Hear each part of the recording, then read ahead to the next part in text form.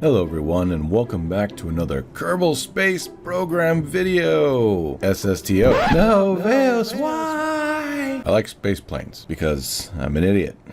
So right now we will rename it well, not rename it, but hello. Nothing is going on. Okay, I'm going to name it the X because of the fact that it might go through a few variations before we get this right. So the Starboy was a simple 36-ton to orbit cargo-wise SSTO using space shuttle parts because, you know, it looks cool. We'll use the Mark III cargo bay. There we go. And of course the Mark III cargo ramp. On the back of the cockpit inside the cargo ramp, we will give the means of being able to dock to another space station and power supply. Because I like things to be somewhat realistic, I'm going to use the structural fuselage, connect it to there like this, hit Alt and click, and hit the C key for toggle snap, and just like the there we go. Use a Clampotron docking port, bam. Use the large docking port like that, bam. That will hold our 36-ton payload. Use the move tool and click on this, hold down shift key and just drag that in just a pinch. And on the bottom of the docking port we still have a piece right here. We can go ahead and grab the advanced inline stabilizer and attach a few to those just to give it some stability. There we go. Also, let's make sure that we go ahead and grab this and hit rigid attachments on and auto strut on. So I'll make this one auto strut heaviest part, and this one will be root part, and this one will be heaviest part again. When you're doing auto strut, you don't want everything to be on heaviest part. You want to spread the love around. Have some go to a grandparent part, have some go to another part. That way you're not pulling all from one part. There's nothing wrong with it, but you'll see the difference between having all the auto struts strutted to one object rather than having it spread across like a web. So now I'm going to give the cockpit a means of generating electricity and of course some simple batteries underneath. Okay, so that shouldn't be too bad. Let's go ahead and close all this up real quick and then hit the center of mass. Oh, got a little problem right there. Let's go ahead and fix that. Hold down shift and just ever bring it down a little bit. There we go. Now while I'm building, I'm going to try to keep the center of mass exactly where it's at the entire time. There's a mod that I suggest you download if you haven't already. It's called RCS Build Aid. The great thing about this mod is that I don't really use it for RCS all that much because I've been playing this game for almost 10 years, so it's kind of natural to me where to put them. But what I really like about this mod is that it shows you the empty weight, which is what this little red ball is. So this craft, completely empty of everything, the weight would ever so slightly go backwards. And I think that's the monopropellant. Let me check if that's right. So if I take the monopropellant out, it does.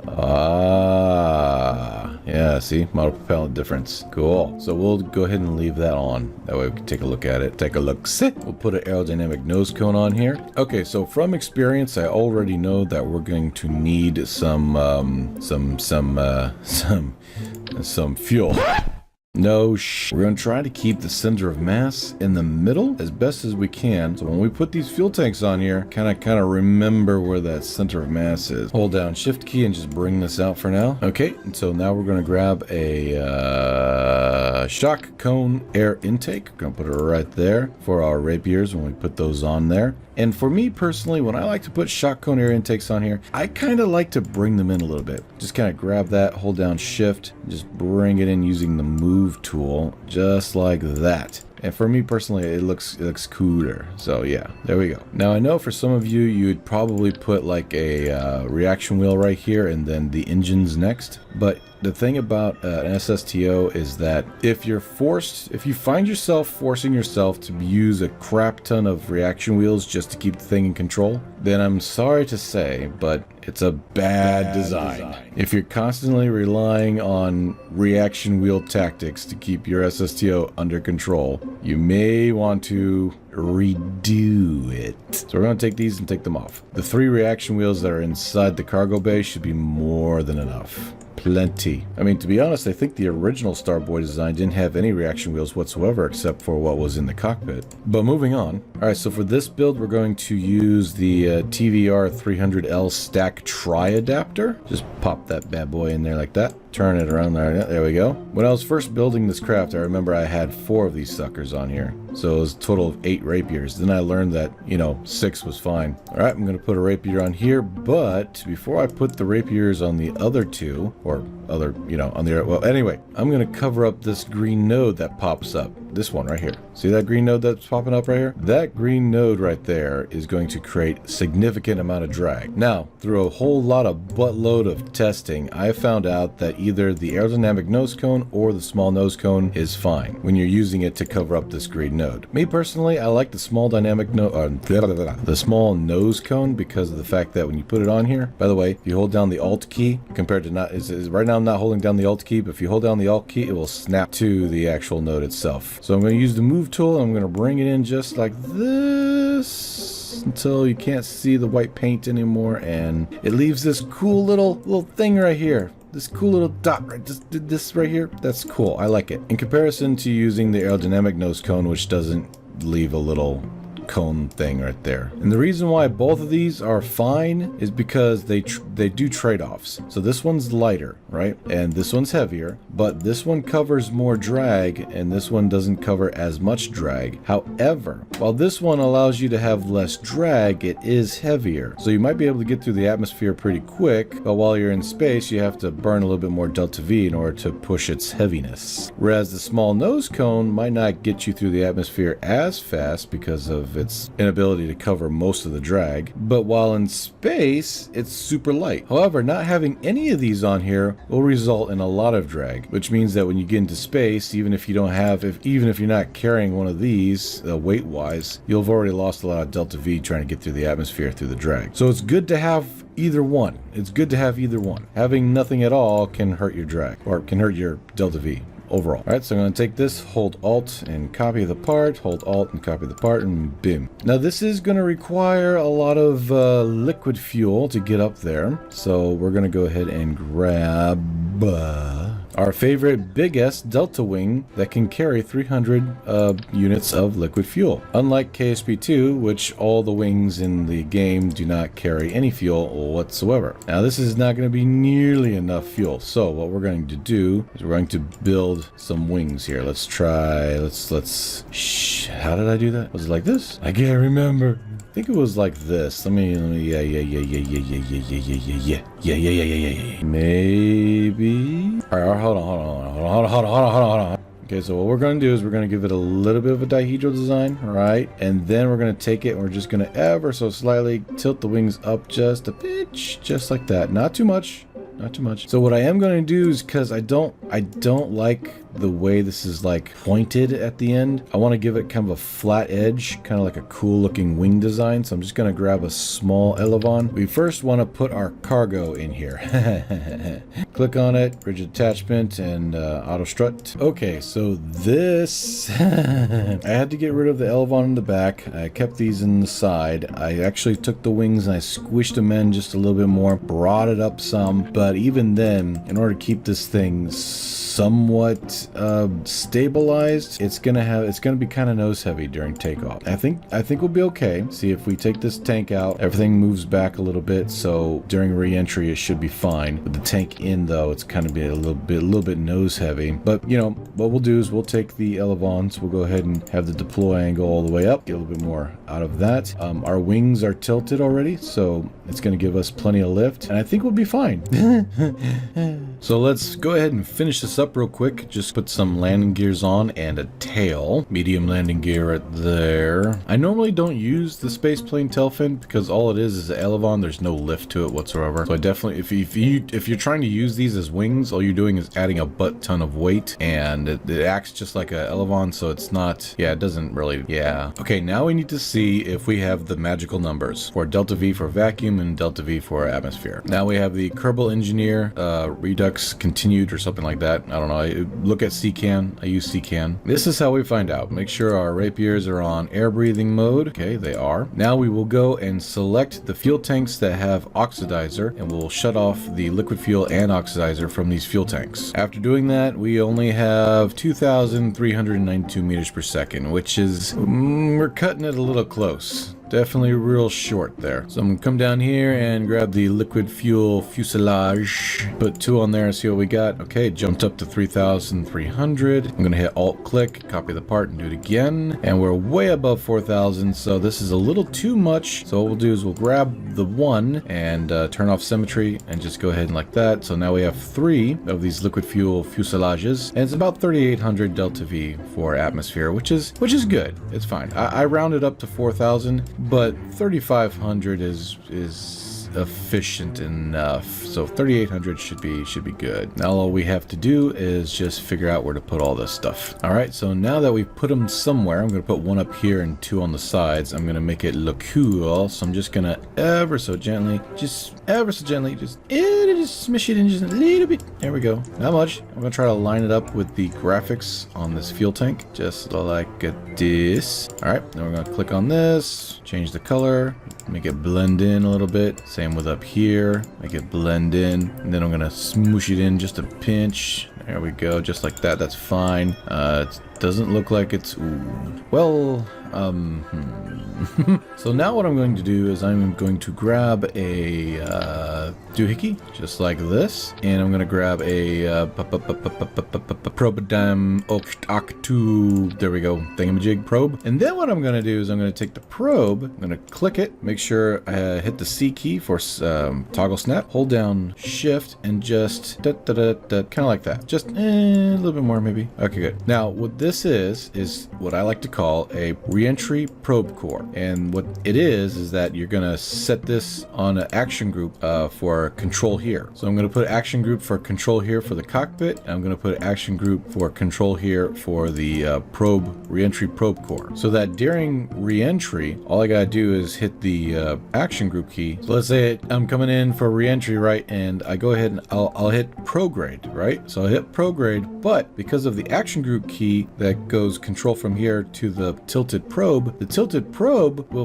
because of the way it's tilted, it will see the craft as this as soon as I hit control from here. Well, it's going to try to follow prograde, right? So it's going to naturally want to point towards prograde, but because it's tilted, it will actually do this. And so for the entire way down, my craft will follow prograde, but it will follow prograde in at an angle, at a re-entry angle. So there you go. Just make sure to switch it back to cockpit control after all that, or you're gonna have some problems. Now we're gonna fix the landing gears. Make sure to just behind the center of mass. Just behind the center of mass. Pretty close. Okay, so now that we have our atmosphere fuel figured out, in order to figure out how much delta V we more than likely will have in orbit, simply take these back and open them up, except for this one because that's cargo. Switch the rapiers over to toggle mode, close cycle, toggle mode, close cycle, toggle mode, close cycle. Make sure the other side is reading this. Nope, it's not. Okay, so toggle mode, close cycle. So far, our delta V is reading 900, which is meh. We also have to remember that we will not have any liquid fuel because we will have used up most of it ish. So there we go. So we've got about 1,000 plus delta V, which is really good. Really good. We're good. We got plenty of maneuverability once we're in orbit. Make sure to fuel everything back up. Put the rapiers back on air breathing and automatic switching. I'm gonna go ahead and make this a monopropellant RCS build. Put 2 right there. We're gonna go over here and it's just about the middle, so it's about right about here. That looks dumb as hell. Well, let me try this. I'm gonna squish them in a little bit, give them a little squeeze. Okay, there we go. There we go. There we go. Okay, so I brought them in towards the center of mass a little bit better because we're not worried about turning the craft like this because that's reaction wheel. We're not worrying about going like this because that's a reaction wheel as well. And we're not worried about going like this because that's reaction wheel as well. We're more worried about up, this way, this way, this way, and of course, you know, this way and this way. Okay, but for the naysayers out there, you didn't do it right, blah, blah, blah, blah, blah, whatever. We will use RCS build aid now, and let's see what it says. It says that the green arrow means that it's gonna go this way like it's supposed to. What is this? This is okay, right. Okay, so it's going the right direction. And the red is like drift. And if it's a tiny little arrow like that, that means it's pretty much insignificant. So this is left. Looks like we're going left. Up. Looks like we're going up like it's supposed to. And down. Looks like we're going down like it's supposed to. Forward. Looks like we're going forward like it's supposed to. So there you go. Backwards, same thing. With a very little drift right there. Not even worried about it. See what happens when you have no life and you play this game for so long?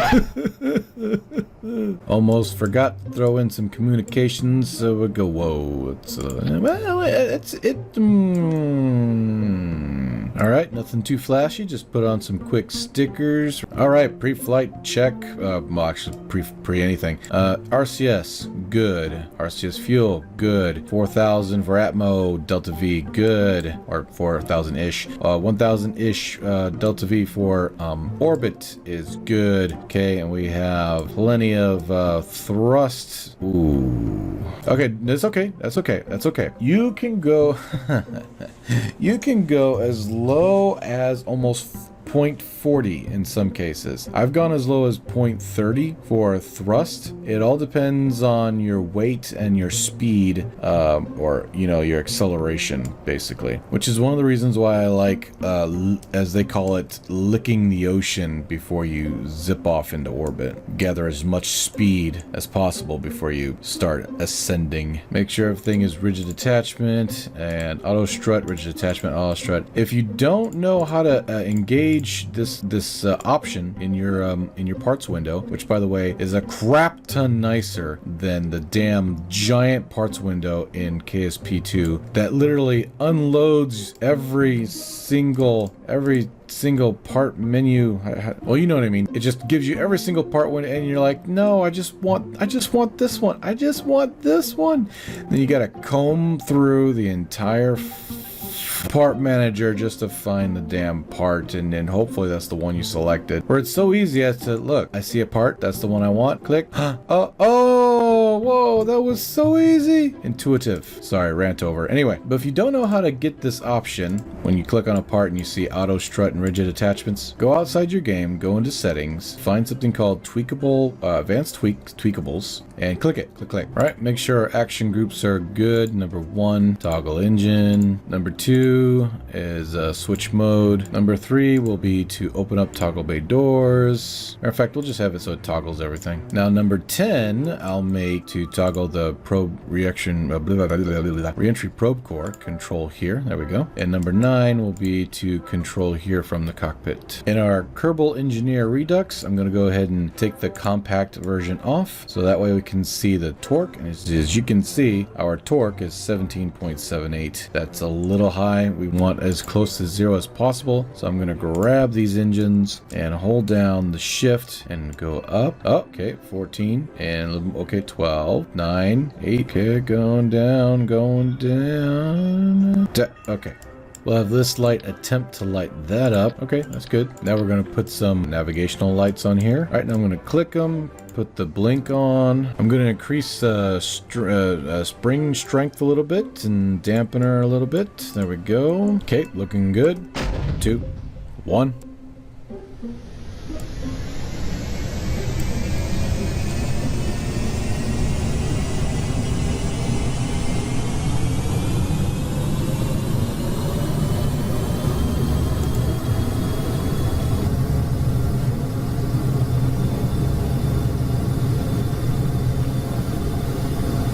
Okay, sweet. So what we're going to do is we're going to actually cruise along the surface of the ocean, and right around 500 meters per second, we'll just let it take off by itself without trying to do anything. There we go.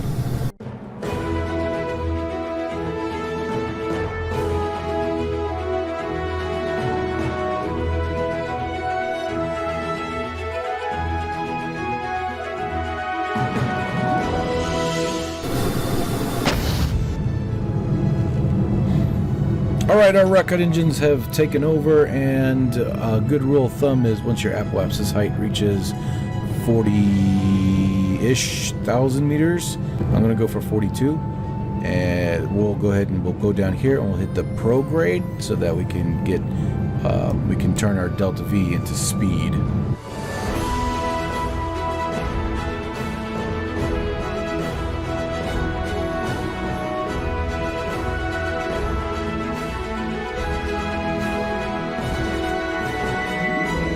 We are in orbit with 300 meters per second left over delta V, which is fine. That's plenty for doing maneuvers. We have a full 36-ton fuel tank for delivery, but that's just that's just for proof of concept. Anything could be in here. It could be a space station part, could be a ship, whatever the case may be. We even have a full crew complement so that if we needed to transport some people to a space station, we definitely have the crew for it. Best way to describe it is just your typical truck, your typical SSTO delivery truck. Hard-working backbone of the fleet, basically. Now I'm pretty sure it can get out of the back, so we'll just test that real quick before re-entry.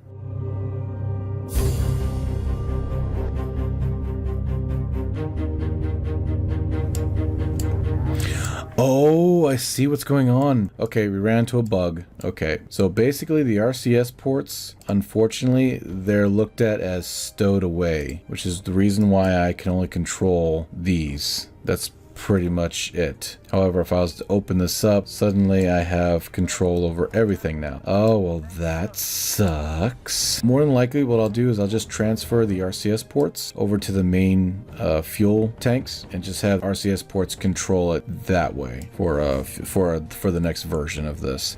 Switching over to re-entry probe.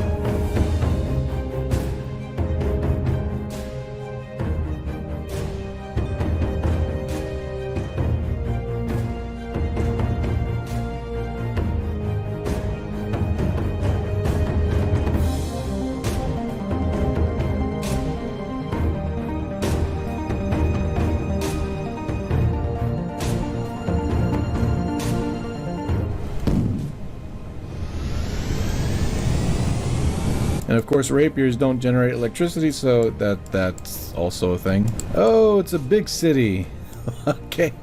Oh man, where to land? Where to land? Where to land? I think we'll land on the outskirts. Matter of fact, I'll land close to the water. Oh wait, these are mountains. Oh gosh. I wanted to land at the KSC, but apparently my calculations were off by a lot. I don't have any lights because I don't have electricity. All right, here we go. Oh jeez, I can't see nothing. I don't have any lights. Okay, this could be bad. Ladies and gentlemen, please buckle up. This could be really, really bad. I can just hardly see what the hell is going on. We should make this a water landing to be super safe. There's no lights. There's no. That's a mountain. Oh golly, that's a mountain. That's a mountain. Easy. Easy. Okay, we're gonna touch down kind of hard. Kind of hard, just a little bit. Okay, we're good a little bit. Ooh, ooh. Ooh. Easy. Okay, oh gosh. Ay, ay, ay, ay, ay. So we just gotta grab the SRS, what the fuck? Just put the RCS out here, and this time instead of stupid solar panels, I'll just put a cell in there instead to generate electricity. But that looks like it's good. Well, I hope you all liked what you saw, and if you did, please leave a like. And if you really liked what you saw, consider subscribing. We upload often, mostly Kerbal Space Program stuff for now. And we also have a membership program. If you're interested, you get little emojis and badges and stuff next to your name. Pretty cool. Check it out. But anyway, that's going to be it for today. Hopefully, maybe I taught you a few things. If not, hopefully you're entertained nevertheless. But love you all. Stay safe, and I'll see you in the next episode. Bye for now. Bye-bye.